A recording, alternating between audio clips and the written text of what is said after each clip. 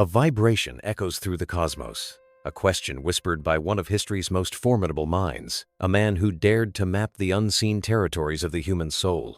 Sigmund Freud, after 3 decades of relentless inquiry, confessed his ultimate bewilderment with a single, profound query. What does a woman want? This was not a casual musing.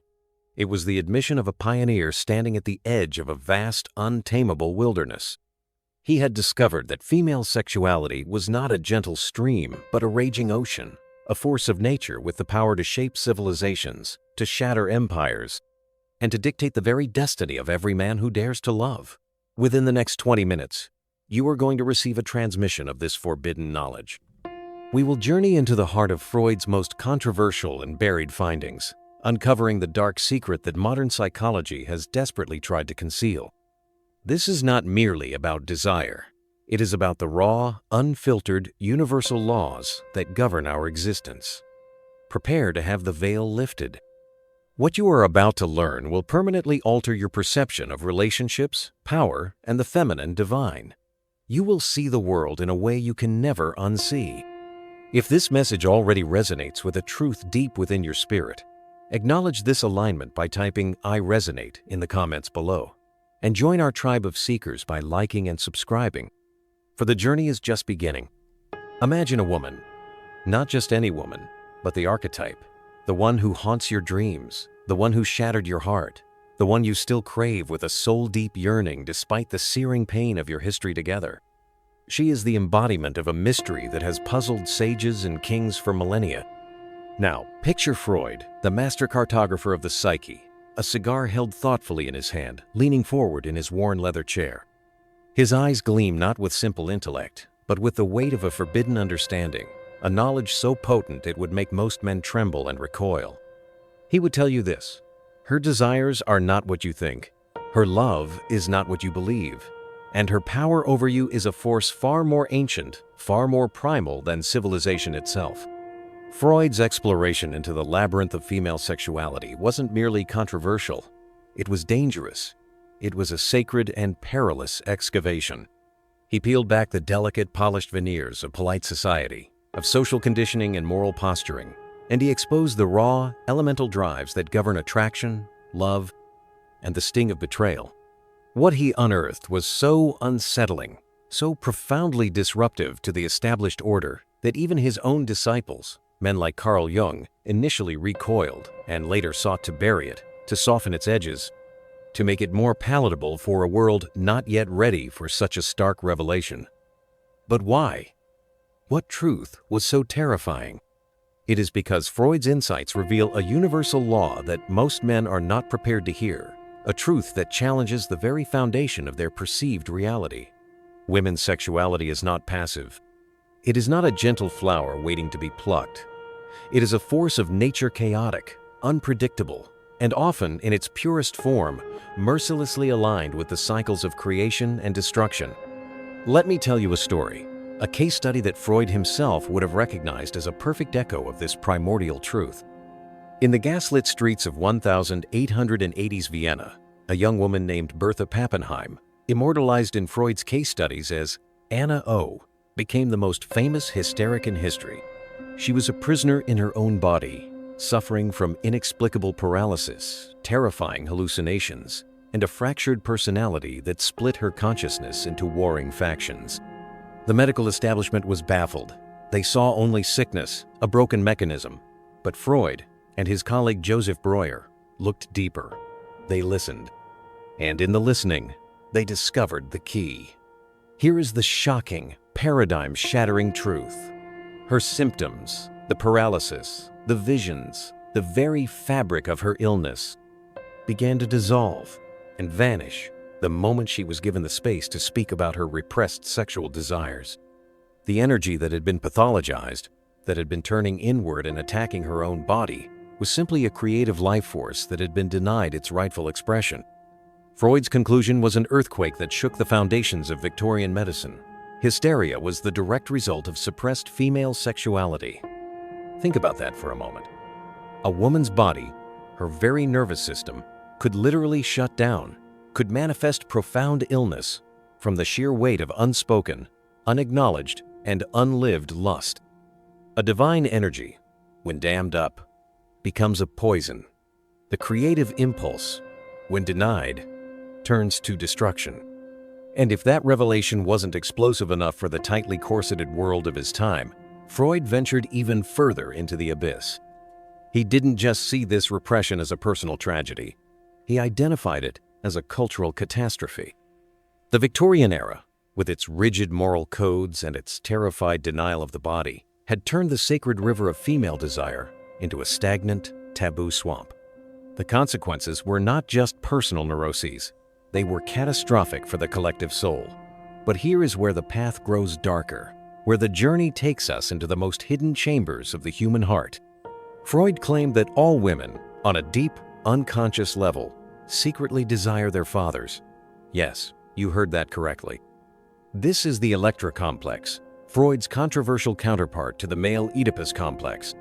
He suggested that young girls, upon realizing the anatomical difference between themselves and males, develop what he termed penis envy, and in turn, redirect their primal sexual longing toward their fathers.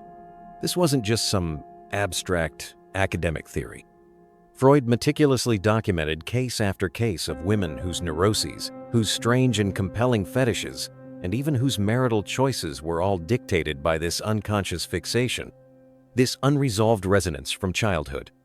This wasn't a flaw. It was a feature of the psyche's development, a critical stage that, if not navigated and integrated with conscious awareness, would cast a long shadow over a woman's entire life.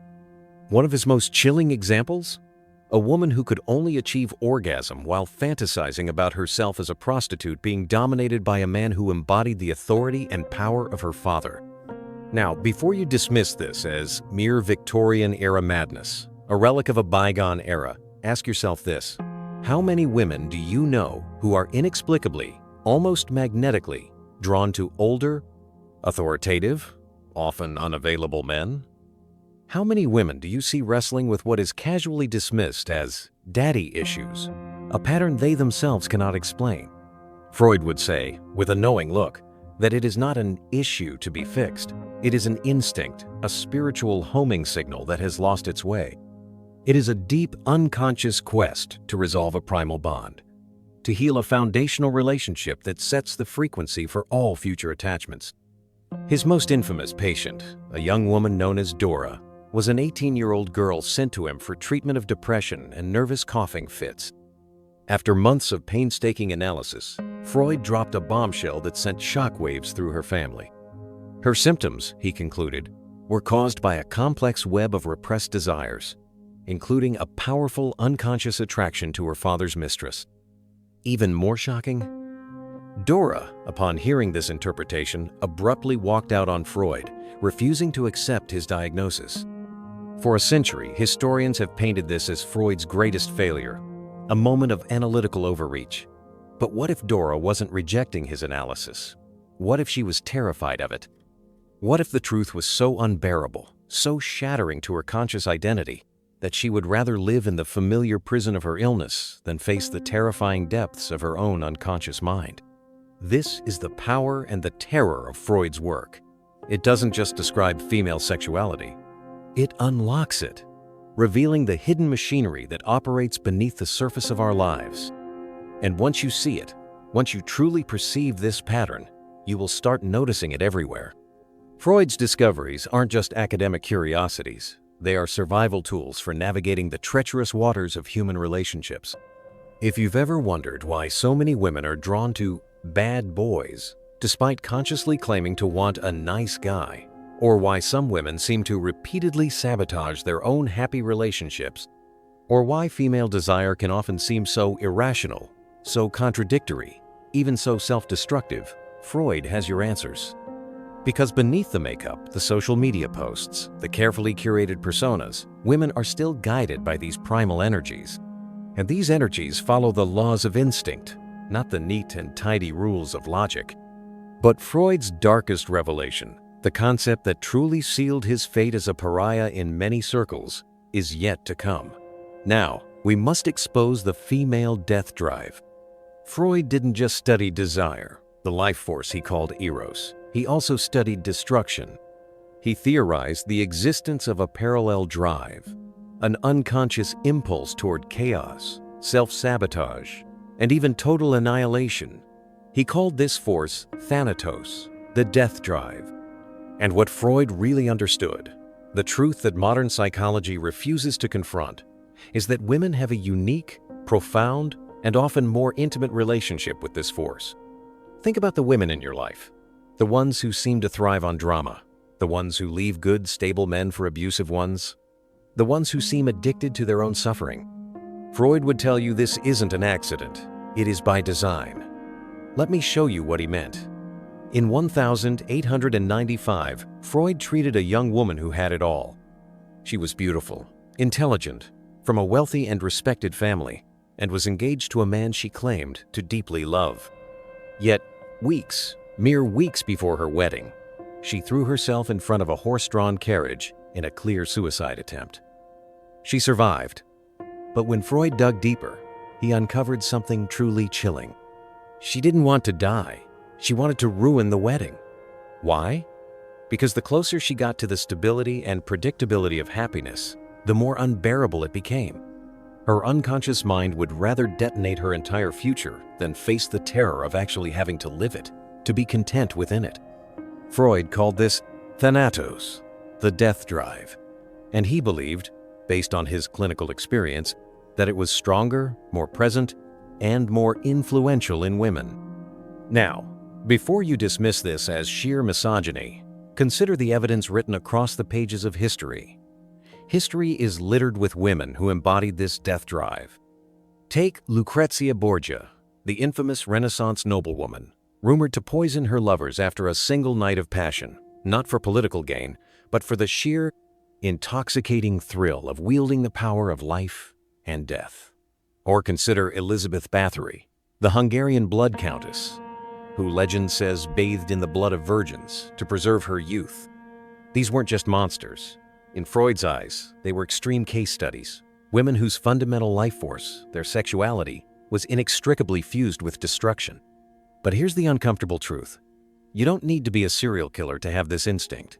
Freud argued that all women carry a spark of this darkness within them. It's why some women cheat on perfect devoted partners. It's why others will provoke vicious fights just to feel something, anything, other than the placid calm of stability. It's why the phrase, "I hate you, don't leave me," has become the very anthem of toxic, modern relationships. The death drive doesn't always manifest as literal death. Sometimes, it is the slow suicide of perpetual self-sabotage. One of Freud's most controversial claims was that women often eroticize their own oppression. He pointed to countless cases of abused wives who passionately defended their violent husbands, of rape victims who developed deep, loving attachments to their attackers, a phenomenon now known as Stockholm Syndrome, and, most disturbingly, of women who fantasized about being dominated, humiliated, and even violated. Modern feminists label this internalized misogyny. Freud, however, called it repetition compulsion, the unconscious, deeply ingrained need to recreate trauma in order to finally master it, to relive it not as a victim, but as a willing participant. Think of the woman who only dates men who hurt her, the one who says with tears in her eyes, "I know he's bad for me, but I just can't help it." Freud would argue, she can help it. She just doesn't want to. Because on some primal unconscious level, the pain feels like love. The chaos feels like home. Freud observed that men often unconsciously divide women into two distinct categories: the pure, untouchable Madonna and the sinful, desirable prostitute. This split allowed them to manage their own conflicting feelings of reverence and lust. But what he really uncovered was that women often do this to themselves, creating an internal war between their good self and their sexual self. He treated countless women who were deeply ashamed of their own desires, women who could only enjoy the act of sex if they degraded themselves first. One patient, a devout Catholic, would pray fervently for forgiveness immediately after every orgasm. Another could only climax if she imagined herself as a prostitute being paid for the act. Freud's conclusion? Women don't just have sexuality. They wage a constant internal war against it. And this war inevitably spills out. turning every relationship into a battlefield. If you have ever been with a woman who punished you for the very desires she ignited, who accused you of using her after she initiated the encounter, who sabotaged the relationship right as things got serious and stable, Freud would say you were never the problem. You were just a casualty in her unconscious war with herself. This is the real reason nice guys so often finish last. It's not that women truly want bad boys. It's that bad boys embody the chaos that their own death drive is drawn to. Freud didn't just diagnose this problem. He offered a solution. A woman who understands her own death drive can learn to master it. He cited cases of women who, through the painstaking work of psychoanalysis, stopped sabotaging their lives, who learned to separate love from pain, who finally chose happiness instead of craving destruction. But here's the catch. Most women never get there, because facing the death drive means facing the darkest parts of yourself, and that is a journey few are brave enough to take. But what happens when female sexuality isn't just self-destructive, but civilization-ending? This is where we expose Freud's most dangerous and suppressed theory: how women's repressed desires have toppled empires, sparked revolutions, and could, if left unchecked, destroy the modern world. After this, you will never look at history or women the same way again. Freud once wrote that the great decisions of human history have often been determined by the repressed sexuality of women. At first glance, it sounds like dramatic hyperbole until you examine the evidence. History isn't just shaped by kings and conquerors. It's shaped by desire, by the unspoken, unfathomable forces of female sexuality that topple dynasties, ignite wars, and rewrite the fate of nations. This isn't a metaphor. This is documented psychological warfare. Let me show you how it works. The Trojan War wasn't fought over honor. It wasn't fought over territory. It was fought because one woman, Helen of Troy, the most beautiful woman in the world, wanted to be stolen. She didn't just leave her husband Menelaus for Paris. According to Freud's disciples, she chose the chaos. She wanted the destruction. Because on some primal level, the act of being taken, of triggering a war just by existing, was the ultimate erotic thrill. Freud called this hysterical historicity, the phenomenon of women unconsciously shaping history through their repressed desires, and Helen was just the beginning. Ancient Rome fell for many reasons, but Freud would argue it started with a woman named Clodia, a noble woman who turned her sexuality into a political weapon. She seduced poets, corrupted politicians, and allegedly murdered her own husband. But her most devastating act? She turned Rome's greatest orator, Cicero, into her unwitting pawn. When her lover, the radical populist Catiline, attempted a coup, Cicero exposed the plot, only to be destroyed later when Clodia falsely accused him of corruption. Freud's analysis: she didn't care about politics. She cared about power, the kind of power that comes from reducing great men to puppets. Sound familiar? The French Revolution wasn't just about bread prices. It was about propaganda, specifically the vile and widespread rumors of Marie Antoinette's depravity. Pamphlets accused her of hosting lesbian orgies at Versailles, of bankrupting France to fund her lavish fetishes, of whispering, "Let them eat cake," while the peasants starved.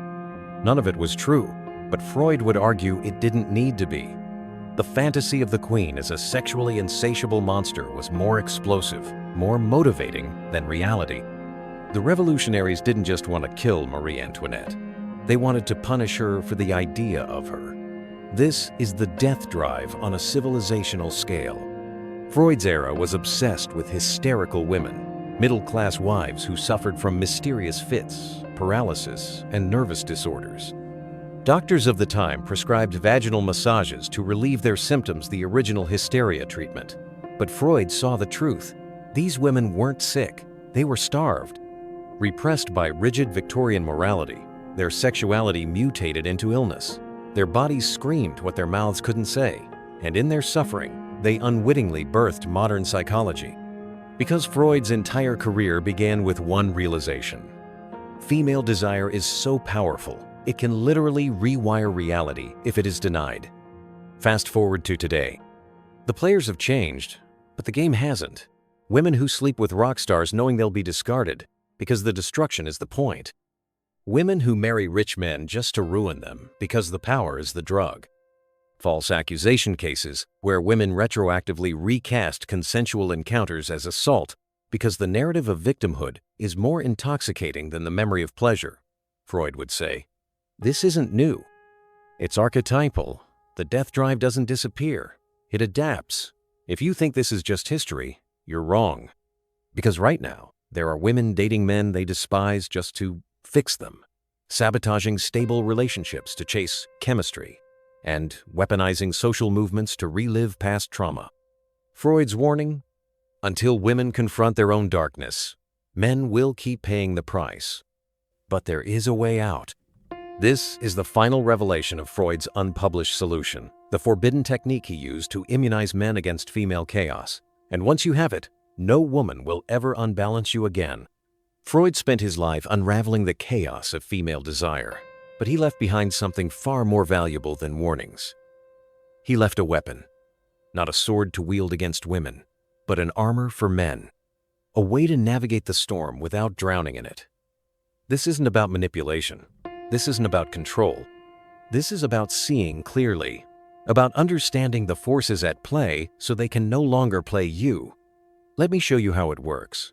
The first layer, detachment without indifference. Freud's most controversial patient wasn't a woman, it was himself. In his letters, he confessed an almost obsessive fascination with female hysteria. He dreamed about his patients. He analyzed his own reactions to them. And in doing so, he discovered something crucial. The men who were destroyed by women weren't the ones who hated them. They were the ones who worshipped them. Take the case of Herr K., a wealthy businessman who fell in love with a hysterical young woman. She alternated between seducing him and accusing him of assault.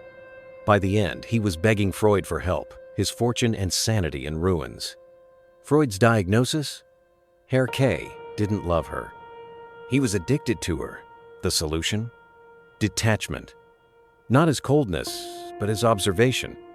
Freud trained himself to study female desire like a scientist studying a virus, not to judge it, but to understand it. And in that understanding, he found immunity. The second layer, the power of the unsaid. One of Freud's most potent therapeutic techniques was silence. When faced with a woman's emotional outburst, rage, tears, accusation, she would often say nothing at all. Not out of cruelty, but because he knew a fundamental truth. The more a man reacts, the more power he gives away. He documented case after case of husbands who fueled their wives' hysterical episodes by pleading, arguing, or apologizing. The pattern was always the same. The more the man engaged, the worse the chaos became. But the men who refused to play the game, they won by default. Not because they were heartless, but because they understood. Female hysteria isn't a plea for attention. It's a test of dominance. The third layer, the father figure paradox. Freud noticed something peculiar about the women who didn't self-destruct. They all had healthy relationships with their fathers, not worshipful relationships, not traumatic ones, but relationships built on respect without fear. This wasn't a coincidence. Freud believed that a woman's relationship with her father dictates her relationship with all men. The woman who idealized her father will spend her life chasing unattainable men. The woman who hated her father will punish every man for his sins. The woman who respected her father, however, she will seek out men who earn that respect. For men, the lesson is clear. You are not her father, but you can learn from him.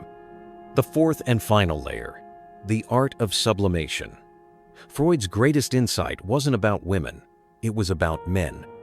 He believed that the healthiest men are those who redirect their sexual energy into creation, into art, science, business, philosophy. He called this sublimation the alchemy of turning base desire into something higher. The men who failed at this, he observed, devolved into two types: nice guys, begging for scraps of attention, and cynics, convinced all women were evil, trying to force control through abuse. But the men who succeeded, they became unstoppable. They realized that female desire isn't the goal. It's a distraction from the real mission. This is not about winning against women. It's about winning back yourself. Because Freud's ultimate lesson wasn't about them. It was about you, your mission, your sanity, your legacy. The rest is noise. If this resonated with you, type unshackled in the comments below. You now hold the keys to the labyrinth. What you do with them, that's up to you.